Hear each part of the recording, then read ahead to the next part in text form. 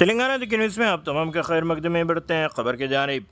हालिया दिनों में मलकपेट मूसाराम बाग जीएचएमसी पार्क के पास एक शख्स का CPI party state council member Shri Ketavath Chandu Rathod के कत्ल का वाक़या पेश आया था। इस सिलसिले में task force south east zone ने कार्रवाई करते हुए चंद अफराद को गिरफ्तार और चंद को मफरूर बताया गया।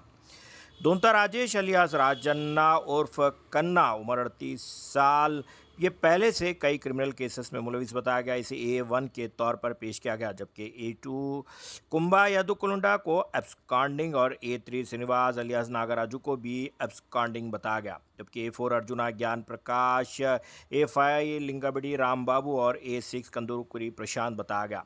इस सिलसिले में पुलिस ने मर्डर के सिलसिले में छुपे हुए राजों का भी पर्दाफाश किया। बताया गया कि सियासी तौर पर रंजिश के साथ साथ एक खातून के साथ ताल्लुकात और एक ज़मीन के मामले में चंद रकम को लेकर इनके दरमियान में रंजिश पैदा हो गई थी। आखिरकार मौका पाकर घर के पास कत्ल करने की कोशिश की गई। बाद अज़ा जीएचएमसी पार्क से निकलने के बाद इसे मौत के घाट उतार दिया गया। बताया गया कि इस वाक़ये में तमाम तर जो सामान इस्तेमाल हुआ उसे भी जब्त कर लिया गया और एक कार को भी जब्त किए जाने की तल्ला से वाकिफ़ करवाया गया। इस सिलसिले में S Chaitanya Kumar IPS deputy commissioner police south east zone Hyderabad ने वाकिफ़ करवा बताया गया कि DGP और CP हैदराबाद की रास्त निगरानी में Shri K Srikanth additional DCP south east zone की टीम में, जिनमें अंधे श्रीनिवास और एडिशनल DCP टास्क फोर्स के साथ श्री के सुब्बरामी ACP Malakpet division, Shri P Naresh SHO Malakpet DI Jaishankar और टास्क फोर्स की टीम ने मुस्तैदी का मुजाहरा करते हुए इस केस की तफसीलात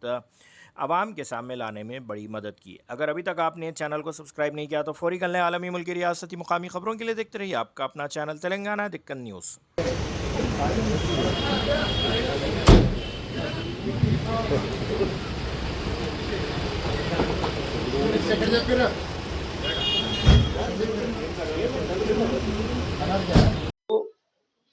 అలియాస్ రాజన్నకు ఒక మహిళతో వివాహేతర సంబంధం ఉంది.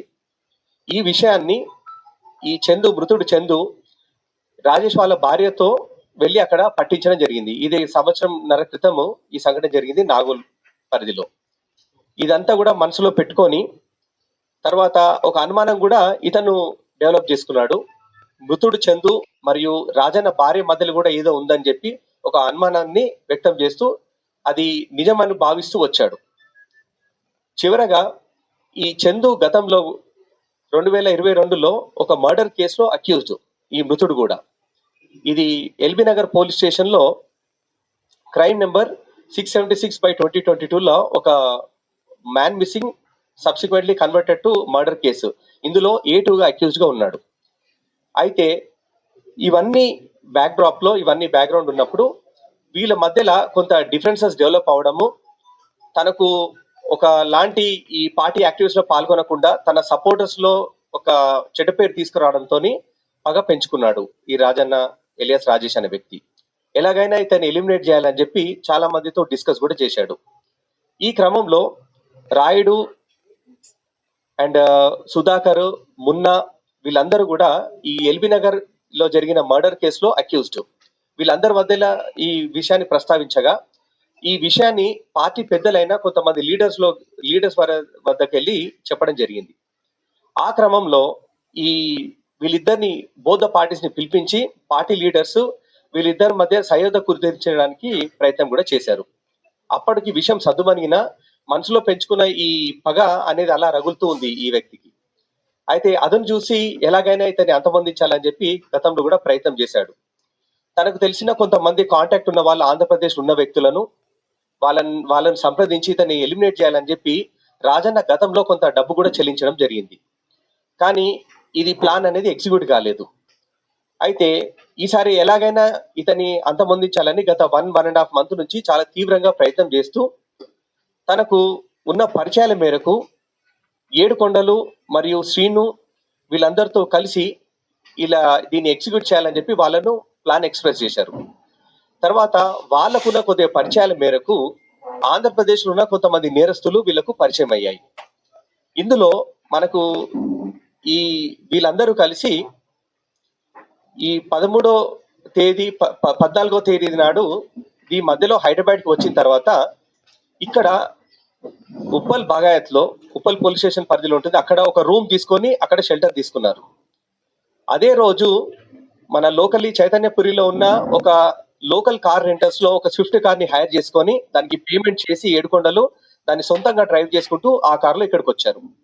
ఇది మార్నింగ్ ఎగ్జిక్యూట్ చేయాలని చెప్పి అంతకు ముందు చేసిన రెక్కిని తీసుకొని మనసులో పెట్టుకొని ఈ టైంకు 7 గంటల ప్రాంతంలో సుమారు ఎవ్రీడే మార్నింగ్ ఇతను వాకింగ్ వస్తాడు అని చెప్పి అక్కడ అటాక్ చేయాలని చెప్పి ప్లాన్ చేసి వాళ్ళను సుమారు పొద్దున్న 5 గంటలకే మర్డర్ చేసిన రోజే 5 గంటలకు బయటికి తీసుకొచ్చి అతను ఇక్కడ వాళ్ళ ఇంటి దగ్గర వెయిట్ చేయడం జరిగింది. ఇది చైతన్యపురి పోలీస్ స్టేషన్ లిమిట్స్ లో ఉంది. అయితే ఆ టైంలో ఈ మృతుడు చందు కాకుండా వాళ్ళ భార్య మరియు కూతురు బయటికి వచ్చి వాళ్ళు వాకింగ్ అనేది బయలుదేరారు. అక్కడ లేరనుకొని కొంచెం అక్కడ కమోషన్ వచ్చి వాళ్ళు అక్కడ నుంచి కదిలి ఇతను లేడు కాబోలు అని చెప్పి పక్కకు జరగడం జరిగింది. కానీ వెంటనే కాసేపట్లో ఈ మృతుడు చందు బయటకు వచ్చి తన వెహికల్ తీసుకొని వచ్చి 2 వీలర్ పైన భార్యను కూతుర్ని వెంట పెట్టుకొని Shalivahana Nagar park Malakpet PS limits కు వచ్చారు. సో ఆ లోపల రౌండ్స్ వేసిన తర్వాత ఇతను ఉన్నాడని నిర్ధారించుకున్న తర్వాత ఈ దొంతి రాజేషు, కుంభ ఏడుకొండలు, శ్రీను, అర్జున్ జ్ఞానప్రకాష్, రాంబాబు మరియు కందుకూరి ప్రకాష్ ఈ 6గురు ఈ యొక్క కార్లో వచ్చేసి అతని కోసం వెయిట్ చేస్తున్నారు. అయితే వీరితో పాటు కారం ప్యాకెట్ ని తీసుకొచ్చి అతన్ని న్యూట్రలైజ్ చేసి తర్వాత ఒకవేళ వెపన్ ఏమైనా ఫైరింగ్ జరపకపోతే ఏదైనా లాస్ట్ మినిట్ అవసరం వస్తే వాళ్ళని చంపాలన్న ఉద్దేశంతో ఈ కొబ్బరికాయలను కొట్టే కత్తిని కూడా సమకూర్చుకున్నారు. అది ఇంకా ప్రస్తుతం రికవరీ కాలేదు.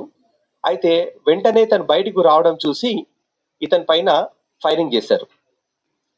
మెయిన్లీ ఫైరింగ్ చేసింది అర్జున్ జ్ఞానప్రకాష్ అనే వ్యక్తి మరియు శ్రీను ఈ యొక్క చనిపోయిన వ్యక్తి పైన ఫైర్ చేశారు. ఇందులో 2 వెపన్స్ వాడారు. ఒకటి పిస్టల్, అందులో దాదాపు 5 రౌండ్స్ ఉన్నాయి. మరొకటి రివాల్వర్, అందులో 6 రౌండ్స్ ఉన్నాయి.